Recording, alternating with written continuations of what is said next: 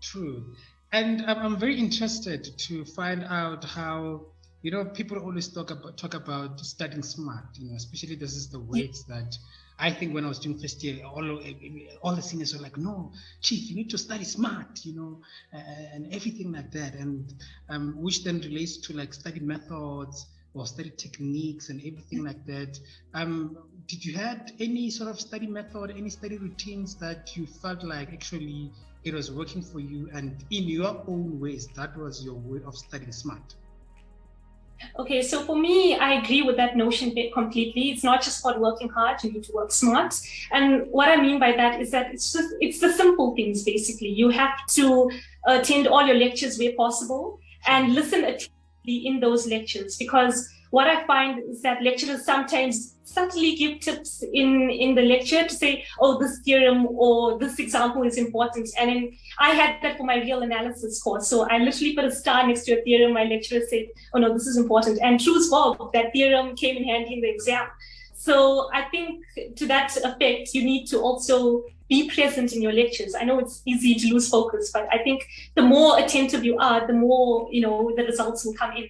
And one key thing that also helped me a lot is that you psych your mind as if you're preparing for that exam from the very first day of lectures. Often students, what I find as a maths tutor as well, I see students at the last minute, 2 weeks before, a few days before, they're looking quickly at the tough questions. That shouldn't be the case. You shouldn't be looking at your tough questions just a few days before the exam. You have to look at it way in advance so that if you have any questions, you ask it and you bridge any gaps in your understanding. And basically, yes, staying on top of your game. Study hack is to stay on top of your game for sure. So be organized, have a time plan, summarize your notes within a week or two of having the lectures so that you have a clear set of notes to revise your work when you closer to the exam.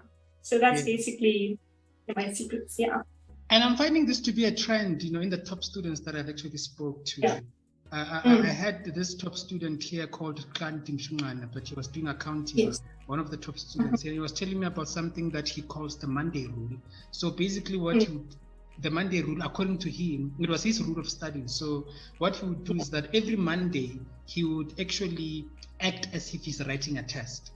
So whenever every week starts, so the Monday is more like test week for him, even if there's no test, but there is test week, then he's going to test himself, maybe do past papers and everything like that. And I think what you said there, that students should psych themselves into the mentality of writing a test, like that kind of puts you on, on your toes, Definitely. And also, I would think, as I mentioned, attending your lectures, listening attentively. And what I applied to in exams is the 50-bar rule, basically. So when you go into exam, look at something that you can answer, make a mark and circle them, because there'll always be something that the lecturer will put in to test your fundamental understanding. And maybe some tough questions, they're testing to see if you listened in that lecture. So bag those easy marks fast, and then move on to the others, because once you get the 50, anything you get after that is a bonus, basically. And as I mentioned before, psych yourself up to actually prepare for that exam from the very first day, so that you reduce the stress on your mind and you free up your mind close to the exam to actually tackle those problems. And ask questions. I find a lot of students, they get shy and scared to ask questions. They literally, when they have a question, when they're attempting a TUT or a concept doesn't make sense, just ask. We're here to help, definitely. And networking is also what I find to be key. So finding peers in your classroom who you feel are strong in the subject matter, or maybe mentors in master's or PhD level, they might be able to give you insights that will help you in your learning journey. And then I think, as I mentioned before, making the summaries, staying organized and on top of your game. I think the recipe for success would be 2 cups of discipline, 2 cups of passion, 2 cups of drive and determination, and 2 cups of hard work. And the reason I say passion and drive and determination is because that fuels you forward when times are tough or things are not going as planned. It's the motivation and the passion that keeps you going. And when it comes to hard work, what I mean by that is going the extra mile. So over and above your lectures and attending your TUTs, you go into the library, you find books and sources to help supplement your studies. You attempt the extra challenging TUT questions and you ask questions. In that way, you going the extra mile to be a great student, and you can definitely attain distinctions in that way. It's like baking a cake. If you put all the ingredients together like a batter, and then when you go into the exam, yeah, sure, you're going into the oven, it's hot. But how you do, and if you do really well and you follow all those methods to given your all, and when the cake comes out of the oven and it's a great result, you get to have your cake and eat it too. Yeah. And I know that we might be repetitive on this, but if we're repetitive, it's still also good. The recipe of being a top achiever or a top student. Yes.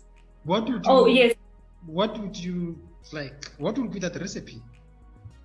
I think, as I mentioned, going over and above what you usually do. So, attending lectures and doing the tapped questions is good. It's a start. But can you go the extra mile? Like, for example, going to the library and getting books on the subject matter to get a more deeper understanding of your work. Because once you deepen your understanding, you are unstoppable force. Once you can say, I fully understand this, or I could attempt any problem that you can give me. So then you definitely A4 away. Just attempting more and more problems. Now I'm talking particularly in the maths front, like practicing a lot, asking the questions, so that when it comes to the time of the exam, when you're revising your type questions, all you're doing is you're comparing the answer that you initially had versus the answers that you got improved after you consulted with lecturers, you got the clarity. So in that front, definitely to be an A student, you have to always push beyond boundaries, and at the same time having that hunger for the success, having that drive, having that ambition and that passion. It must come through. That's definitely the recipe for success. Actually having a balanced approach. So what I also found was when I was stressed out, I'd only be in my books. That's the wrong approach. I need to tell students that you need to have a balanced approach. You like work hard, play hard, make time for yourself, for your hobbies, because I call them shower moments basically. Like what I find is when I take the shower, like new ideas come to my head that I never would have thought of if I had my nose in the book. So I feel like if you take a break from your studies and actually go back to your notes, you have a fresh perspective, a fresh mind to tackle. The third thing, as I mentioned, was the lecturing style, which we've already covered. And the last challenge I had was actually dealing with disappointment. A lot of things sometimes didn't go my way during my undergrad years, but it was all about rising above, building the resilience and being strong to tackle the challenges and eventually find the passion. Yeah.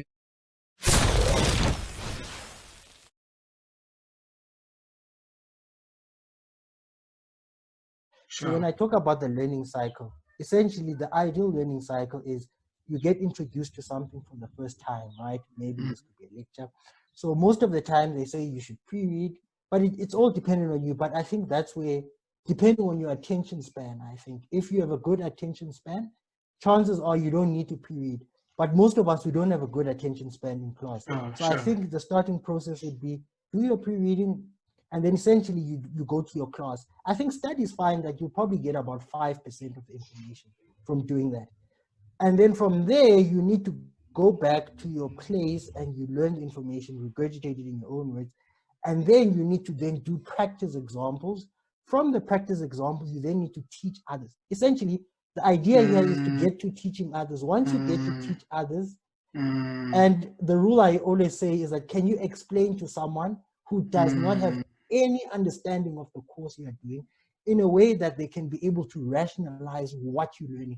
Once you're able to answer that question, then you've grasped the question. And technically, another example of how you can say you've grasped the question, you start being able to create your own examples, your own questions. Then you see you've gotten the concept. So now the problem is you need to get through this entire process.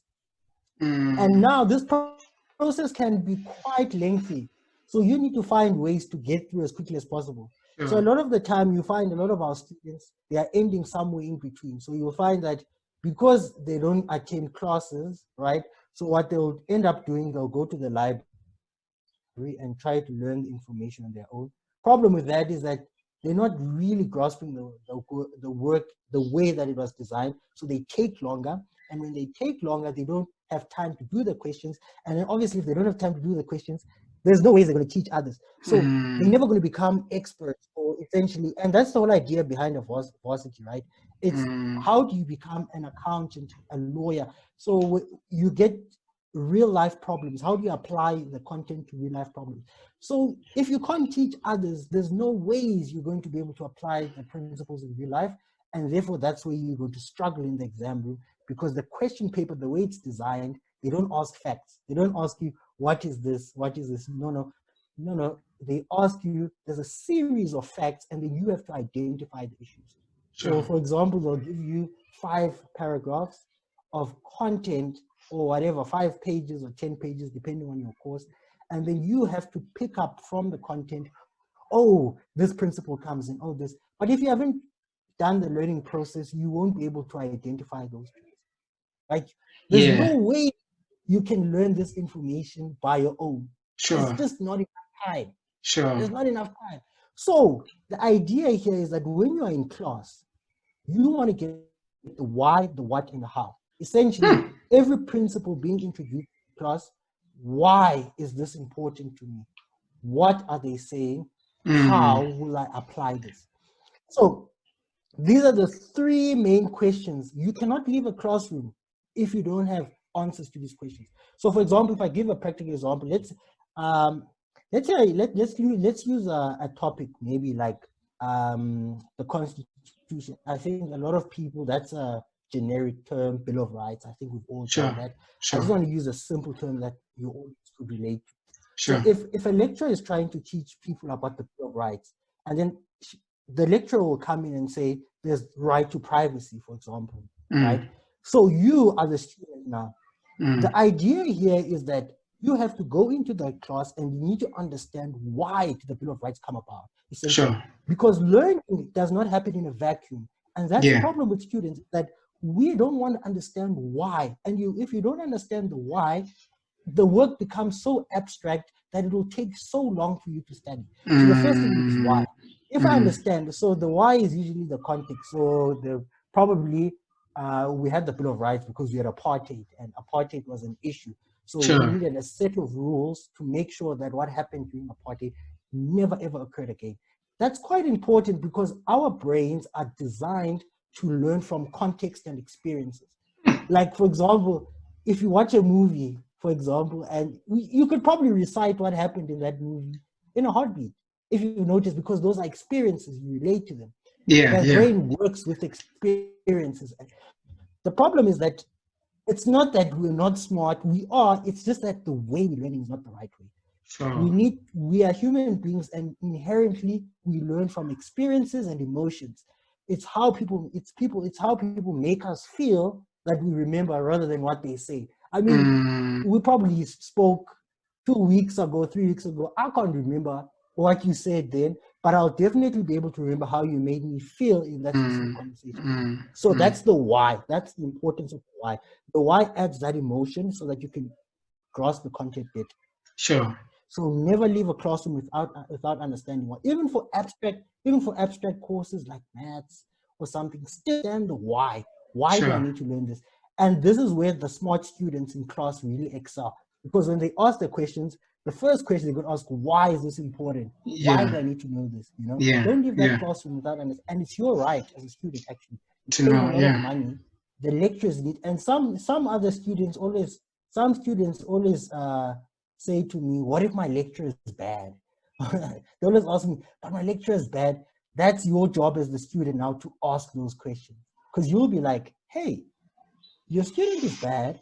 I mean, the lecturer is bad, but you need to now ask those probing questions to say, sorry, Mr. Lecturer or Mrs. Lecturer, why do I need to know this? Why is this important, sorry, to me? And if you're shy, that's okay. You can still do it in the 15-minute period or after the class, but don't leave the class without understanding why. The what is usually the facts. Students are usually good at this. So they'll be able to tell you what the right of privacy is, because our education system from high school was designed to teach us to learn facts. That's why we crammed a lot of past papers. And we did well. So it wasn't designed to understand the why. Unfortunately, varsity needs you to know the why. But when you go to our current education system, high school we come from, It's all about facts. So most of the time, students are good at this. I think you won't struggle much here. But essentially, the what is the right of privacy is every individual has a right to be treated fairly and privately. I don't know, please, lawyers, don't quote me now. Yeah, but essentially, it's what the textbook says, the right of privacy is. That content, when you're in a classroom, don't focus too much on it, right? Because that's the content you're going to get from your textbook anyway, right? The textbook doesn't explain the why. So you need to focus a lot in the classroom on the why. Because if you don't get the why, you're going to struggle. And then in terms of the what you need to understand from the classroom is broad overview of the definition, but more specifically, I think, is the trigger. So what I usually say here, Mr. Ben, the trigger is usually what must I look out for in the exam to know what you're applying applies to me. It's part of the what, actually. But that's the most important part of the what. It's not necessarily the definition of the concept, but the trigger. What must I look out for in the exam to know? So it's like saying this, like I always make this comment, Mr. Ben, that, you know, I can teach you how to be a good soldier and how to wield a gun. But now, if you don't know the difference between an enemy and a civilian, you'll end up shooting the wrong person. Right? So I can give you all the teachings, but if you don't know the context of where you need to apply it, then it's no good because you're going to end up shooting civilians. And I want you to shoot bad guys. So what's the point of me teaching you how to be a good soldier? So that's the problem with most of us. It's cool. We know the what. And we look back, the exam comes back. We're like, I knew right of privacy. The issue was that the trigger was missing. You did not understand the what properly and the why. So that's why you couldn't identify the trigger in the exam to say, hey, actually, I saw that this person was being violated.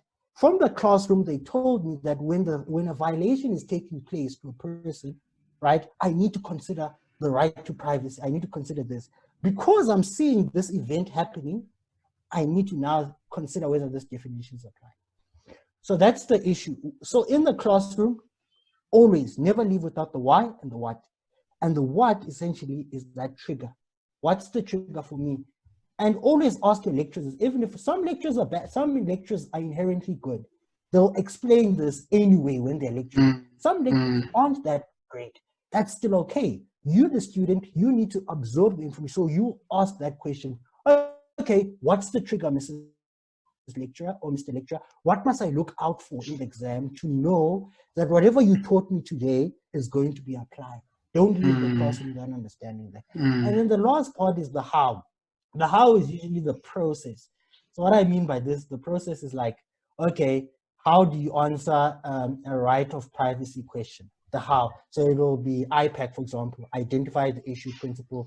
So that's usually more on the exam technique side. That's where the questioning will come in. Here, I stress that you don't necessarily have to have a deep understanding here.